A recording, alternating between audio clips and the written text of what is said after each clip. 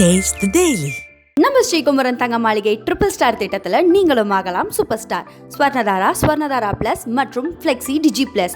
Download the SKTM Jewel app today. Periyar Maniammai Institute of Science and Technology, Tanjavur. CSE with specialization in AI and ML, data science, cybersecurity and more. ஒவ்வொரு நட்சத்திரக்காரர்களுக்கும் என்ன மாதிரியான முருகன் கோவிலுக்கு போகலாம், இவ்வளோ பிரச்சனைல இருந்து சரிப்படுறதுக்கு எந்த முருகன் கையை பிடிச்சிக்கலாம்.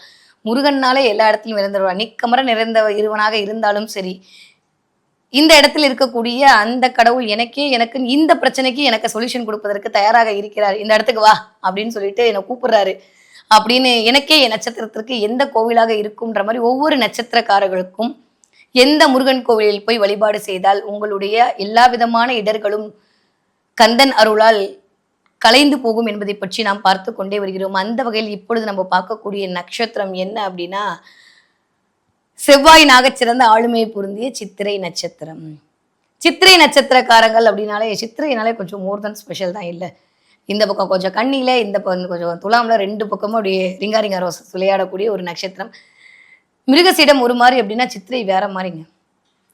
பயங்கரமான அறிவாளிகள், பயங்கரமான ஓவியர்கள், பயங்கரமான ஞானக்காரர்கள், பொறுமசாலிங்க, ஒரு விஷயத்தை நினைச்சபடியே முடிக்கணும்னு சொல்லக்கூடிய நிர்வாக திறமை படைத்தவர்கள், ரசிகர்கள், பாடலாளர்கள், நடன கலைஞர்கள், அழகு சார்ந்த பொருட்களோடு இயங்குபவர்கள், எல்லாவற்றையும் அழகையும் ரசனையும் பார்க்கக்கூடிய ஒரு ஆட்கள் யாரு அப்படின்னா இந்த சித்திரை நட்சத்திரக்காரர்கள் தான். இவ்வளோ பிடிகை தேவையா அப்படின்னா இவ்வளோ பிடிகை இப்போதைக்கு இந்த நட்சத்திரத்துக்கு தேவைதான்.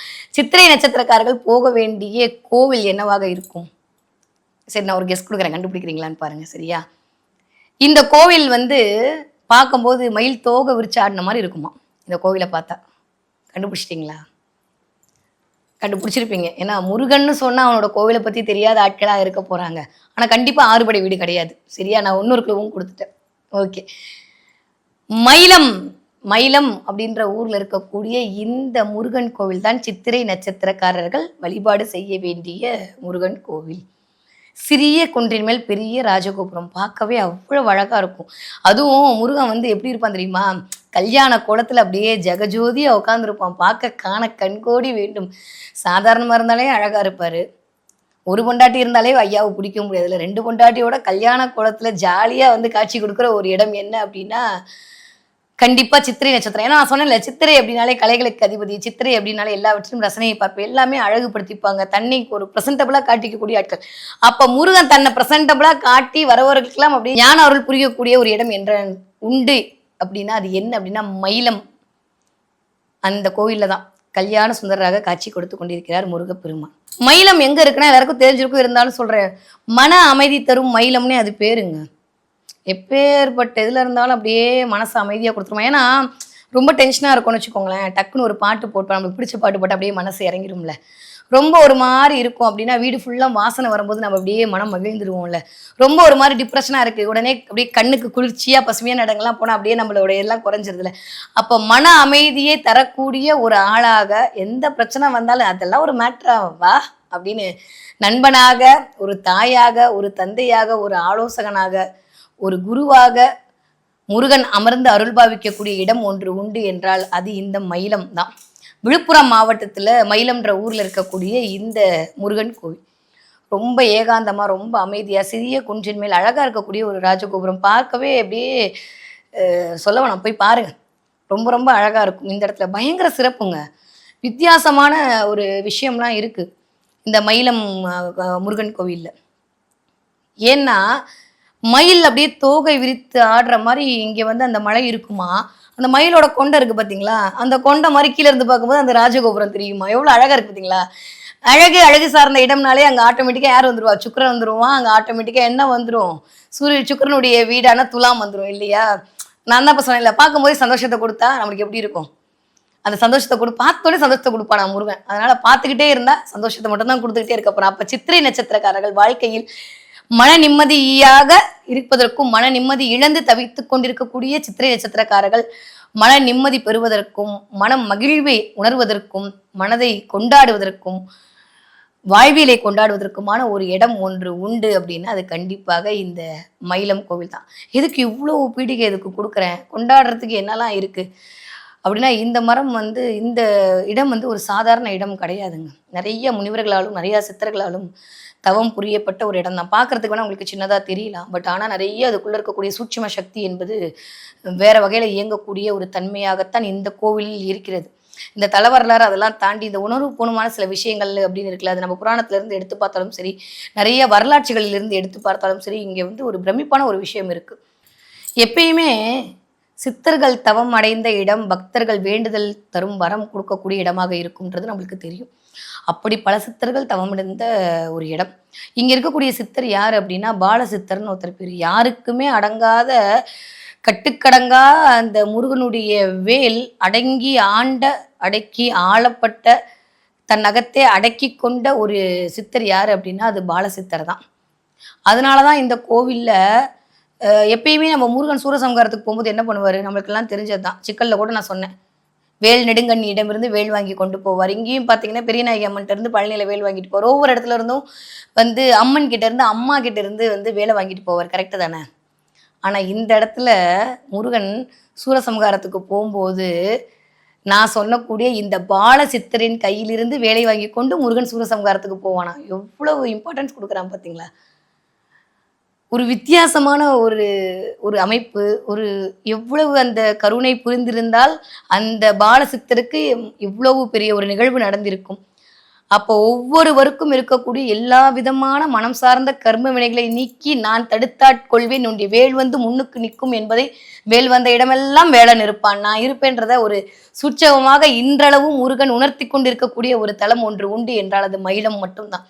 அப்போ மனம் சார்ந்த பிரச்சனையாக இருந்தாலும் சரி, அகம் சார்ந்த பிரச்சனையாக இருந்தாலும் சரி, வாழ்வியல் சார்ந்த பிரச்சனையாக இருந்தாலும் சரி, பணம் சார்ந்த பிரச்சனையாக இருந்தாலும் சரி, எல்லா விதமான பிரச்சனையிலிருந்தும் உங்களை நிவர்த்தி செய்யக்கூடிய ஒரு இடம் ஒன்று உண்டுனால் அது கண்டிப்பாக மயில கடவுளால் மட்டும்தான் முடியும்.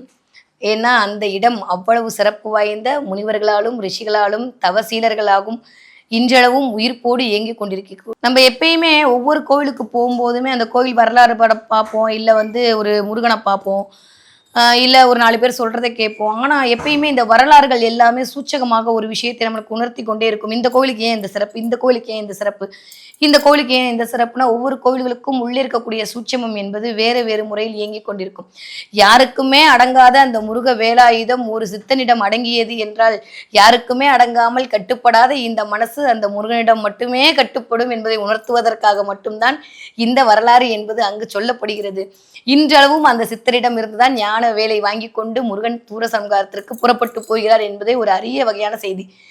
இது அரிய வகையான செய்தி தாண்டி நான் ஏற்கனவே ஒரு விஷயம் சொன்னேன். சில இடங்களில் வந்து அன்னையாக அருள் பாவிக்கிறார், சில இடங்களில் முருகன் அப்பனாக அருள் பாவிக்கிறார். ஏன்னா 6 முகம்னு சொன்னாலே நான் சொன்ன மாதிரி பிரம்மா விஷ்ணு முருகான்னு சொன்னாலே பிரம்மா விஷ்ணு சிவன் 3 பேரும் வந்து விடுவார்கள். 3 முப்பெரும் தேவர்களுடைய மனைவியரும் வந்து விடுவார்கள். முக்கோடி தேவர்களும் உள்ளே வந்து உடன் புரிந்துவிடுவார்கள். நடுநாயகமா நின்று உயிர்ப்பாக முருகன் அங்கு விஸ்வரூபம் எடுத்து காட்சி புரியக்கூடிய நாமம் தான் முருகா என்னும் நாமம். அருணகிரிநாதர் முருகா என்னும் நாமங்கள்னு சொல்லுவார், நாமம்னு கூட சொல்ல மாட்டார். படிக்கணுங்க, தமிழ் படிச்சா அப்படியே நெகிழ்ந்து போய் அவனோட சரணாகதி அடைஞ்சிடலாம். இப்போ இந்த இடத்தில் வந்து இந்த கோவில் என்ன விசேஷம்னா பௌர்ணமி விசேஷம். பௌர்ணமினால யாரு? அம்பிகை தானே. ஒரு இடத்துல பார்த்தா சிவன் சுரூபமா சிவனே லிங்கமலையா மாறி அப்பனுக்கு பாடம் சொன்ன சுப்பனா இருந்து இல்லை அருள்காட்சி கொடுங்க. இந்த பக்கம் அப்படியே தன்னுடைய நாடி வரக்கூடிய பக்தருக்கு அன்னையா மாறி தம் மடியில உட்கார வச்சு அமுது விட்டுக்கூடிய ஒரு ஆத்மார்த்தமான ஒரு தாயினும் பரிந்து சால உருந்தக்கூடிய ஒரு ஆளாக முருகன் மாறி விடுகிறான். அப்படி இங்கு சக்தி சொரூபமாக காட்சி கொடுக்கிறான் இங்கு இருக்கக்கூடிய இந்த முருகன்.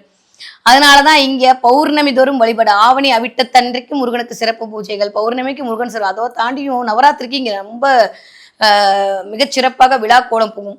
அப்ப அம்பிகைக்கான வழிபாடுகள் வரக்கூடிய நேரமே பௌர்ணமி காலங்கள் தான் நம்ம பார்த்திருக்கோம். அந்த பௌர்ணமி காலங்கள் எல்லாமே இங்கு இருக்கக்கூடிய முருகனுக்கு விசேட காலமாக தீர்மானம் செய்யப்படுகிறது. அப்ப யாரெல்லாம் வந்து உங்க அம்மா இல்லையோன்னு நினைக்கிறீங்களோ, யாரெல்லாம் வந்து அம்மா கிட்ட போய் எதுவுமே சொல்ல முடியல நினைக்கிறீங்களோ, இல்லை யாரெல்லாம் வந்து அன்னை இழந்து தவிக்கிறீங்களோ, அத்துணை பேருக்கும் அன்னையாக நான் இருக்கேன்னு சொல்லிட்டு அந்த மயிலத்தில் இருக்கக்கூடிய முருகன் தயாராக இருக்கிறான். உங்கள் மனதை மட்டும் அவனிடம் கொடுத்து விட்டால் போதும். மயிலாக மாறி உங்களிடம் அமர்ந்து உங்கள் மன மயக்கத்தை தீர்ப்பதற்கு கண்டிப்பாக அந்த மயிலம் முருகன் உங்களுக்கு உறுதுணை புரிவார். எப்பேற்பட்ட கவலையாக இருந்தாலும் அந்த கவலைக்கு காரணமாக இருக்கக்கூடிய மனம் என்கிற அந்த விஷயத்தை கொண்டு வந்து தண்டாயமா நிற்கக்கூடிய ஒரு ஆள் யாரு அப்படின்னா நம்ம முருகன் தான். சித்திரை நட்சத்திரக்காரர்கள் வாழ்க்கையில் அழகாக இருப்பதற்கு, சித்திரை நட்சத்திரக்காரர்கள் வாழ்க்கை அழகாக மாறுவதற்கு, பொலிவாக இருப்பதற்கு, எல்லார் மாதிரியும் நீங்களும் வாழ்க்கையில ஜெயிப்பதற்கு எவ்வளோ நான் ஹார்ட் ஒர்க் பண்றேன், எவ்வளோ நான் கஷ்டப்படுறேன், என்ன பண்ணாலும் எனக்கு மட்டும் ஒரு அங்கீகாரம் கிடைக்க மாட்டேதுன்னு யாரெல்லாம் தவிக்கிறீங்களோ எல்லாருக்குமே, சித்திரை நட்சத்திரமாக இருந்தாலும் சரி, உங்களுடைய லக்ன புள்ளி சித்திரையாக இருந்தாலும் சரி, உங்களுக்கு ஒரு தசை சித்திரை நட்சத்திரத்தில் அமர்ந்து தசா நடத்தி கொண்டிருந்தாலும் சரி, ஒரு புத்திகாரகனாக இயங்கி கொண்டிருந்தாலும் சரி, அங்க குரு, அங்க சூரியன், அங்க என்ன நட்சத்திரம் இருந்தாலும் சரி, நீங்கள் கண்டிப்பாக போய் மயிலத்தில் இருக்கக்கூடிய வேலவனை பார்த்துவிட்டு அந்த பால சித்தரை வழிபாடு செய்துவிட்டு வர வர உங்களுடைய வாழ்க்கையில் பாக்கியங்கள் நிறைய பெறுவீர்கள் என்பதுதான் உண்மை. போயிட்டு வாங்க, கண்டிப்பாக பெரிய ரிசல்ட்டை லைஃப்ல கொண்டு வந்து சேர்த்து முருகன் அருளால் முன்னுக்கு வருவதற்கான வாய்ப்புகளை பெறுவீர்கள்.